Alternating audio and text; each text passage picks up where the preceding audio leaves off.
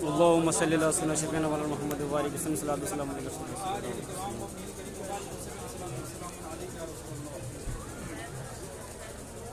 معزز سامعین کرام، ہم لوگ بہت خوش نصیب ہے کہ حضور سیدی سرکار مخدوم سمنا رضی اللہ تعالی عنہ کے عرس کی تقریب کے سلسلے میں یہاں پر جمع ہیں، اور جس جگہ جمع ہیں یہ شہر بھی مخدوم پاک کا بنایا ہوا ہے، بے شک. اور اس جگہ پر جس سے ملنے آئے ہیں وہ ذات بھی مخدوم پاک ہے، بے شک. جس کو دیکھنے آئے ہیں وہ ذات بھی مخدوم پاک ہے، جس کو وسیلہ بنانے آئے ہیں رب کی بارگاہ میں وہ ذات بھی مخدوم پاک ہے. آپ کو بتاتا چلوں وہ کون مخدوم پاک ہیں. وہ مخدوم پاک ہیں پیدائش سے پہلے ولایت کو گلیوں میں، سمنا کی گلیوں میں اولیاء کرام صدا لگایا کرتے تھے کہ ایک ایسا بندہ پیدا ہونے والا ہے قیامت تک جس کا مزار باقی رہے گا، جس کا نشان باقی رہے گا.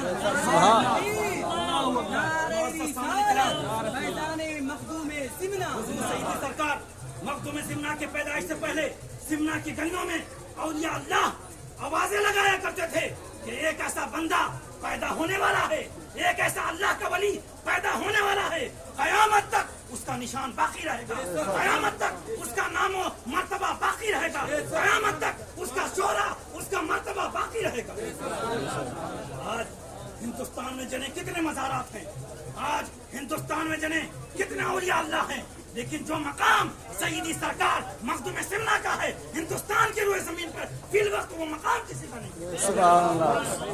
پہلے زخار کے مصنف نے اپنی کتاب میں لکھا ہے کہ یہ سید زادہ جب سے ہندوستان کی سرزمین پر جلوہ فرما ہوا ہے، ہندوستان کے سرزمین کا ہر عزل و نسب کا اختیار اسی سید زادے کے ہاتھ میں ہے.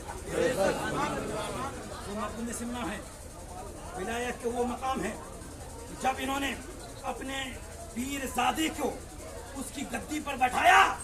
جب بنگال میں شیخ علاء الحق پنڈوی کے شہزادے کو حضرت قطب عالم نور عالم کو ان کی گدی پر بٹھایا تو علماء اور صوفیاء اولیاء اعتراض کرنے لگے کہ پیر زادہ ہے تو بیٹھا دیا. یہ مخدوم پاک کا معزز سامعین کرام یہ نہ ان کے خاندان میں ہے، نہ ان کے خانخواہ میں ہے، نہ ان کے سلسلے میں ہے.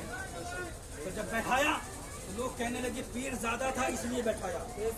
تو فرمایا کون سی کرامت دیکھنا چاہتے ہو، بتاؤ، میرا یہ پیر زادہ وہ کرامت دکھائے گا. سبحان اللہ. سبحان اللہ. لوگوں نے کہا یہ پہاڑ اپنی جگہ سے ہل جائے. تو مخدوم پاک نے فرمایا ٹھیک ہے، میرا پیر زادہ کہے گا یہ پہاڑ اپنی جگہ سے ہل جائے تو پہاڑ ہل جائے گا. جیسے یہ فرمایا پہاڑ ہلنے لگا. تو مخدوم پاک نے فرمایا ٹھہرو، ابھی میرا پیر زادہ کہے گا تب ہلنا. معزز سامعین کرام، حضرت خواجہ غازی نواز رضی اللہ تعالیٰ عنہ کو سب جانتے ہیں، ہمارے نبی نے ہندوستان کو سونپا ہے. پورے ہندوستان کی سلطنت، یہاں کے حکمرانی آقا کریم نے خواجہ پاک کو سونپی ہے. خواجہ پاک کے بعد یہ سلطنت خواجہ قطب الدین بختیار کاکی کو سونپی گئی جو خواجہ پاک کے مرید و خلیفہ ہیں.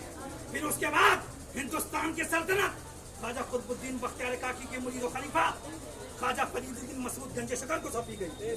ان کے بعد ہندوستان کی سلطنت اور اس کی حکمرانی خواجہ فرید الدین گنج شکر کے مرید و خلیفہ اور ان کے جانشین خواجہ نظام الدین اولیاء کو سونپی گئی.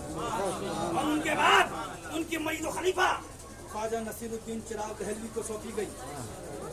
اور پھر اس کے بعد ان تک یہ مقام و مرتبہ رہا یہاں تک کہ ان کے مرید و خلیفہ خواجہ عقیل سراج عثمان ہند پیدا ہوئے. اس کے بعد خواجہ مخدوم علاء الحق پنڈوی پیدا ہوئے. اس کے بعد قیامت تک ہندوستان کی سرزمین کا سلطان اور عزت کا حکمران رب کریم نے مخدوم پاک کو بنایا. سبحان اللہ. سبحان اللہ. یا رسول اللہ. یا رسول اللہ. یہ میں نہیں کہتا. مخدوم پاک کے جو پرسنل ڈائریاں ہیں، جو لطائف اشرفی ہے، اس کے اندر مخدوم پاک نے خود لکھوایا قیامت تک چاہے کوئی غوث ہو جائے، چاہے کوئی قطب ہو جائے، اگر وہ غوثیت پر فائز ہوگا، اگر وہ مقام قطبیت پر فائز ہوگا تو کچوچا کی سرزمین پر اس کو آنا پڑے گا. سبحان اللہ. سبحان اللہ.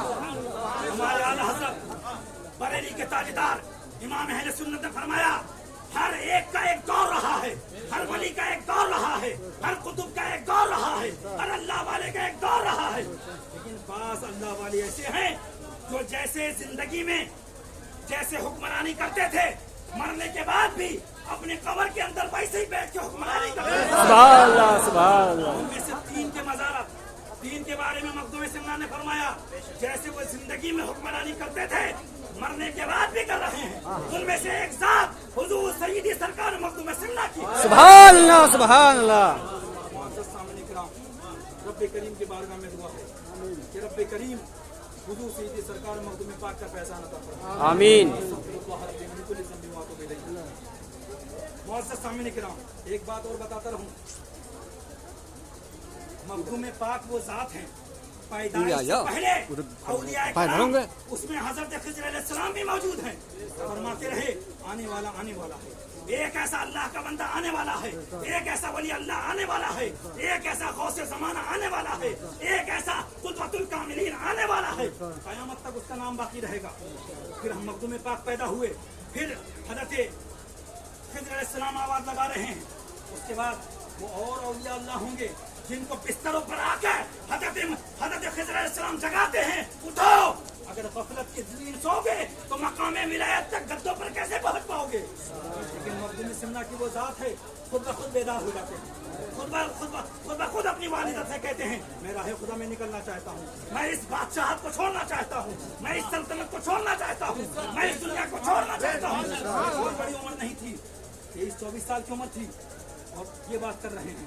اور اس کے بعد جب سمنا سے وہ روانہ ہوئے اور اپنے پیر و مرشد علاء الحق پنڈوی کی بارگاہ میں پہنچے تو وہی خضر علیہ السلام 70 بار آ کے حضرت شیخ علاء الحق پنڈوی کی بارگاہ میں عرض کرتے ہیں ایک شہزادہ آنے والا ہے, ایک آل رسول آنے والا ہے, ایک اللہ کے رسول کی نسل سے ایک ایسا سید آنے والا ہے, وہ آسمان ولایت کا وہ شہباز ہے, آسمان ولایت کا وہ شہباز و پرندہ ہے.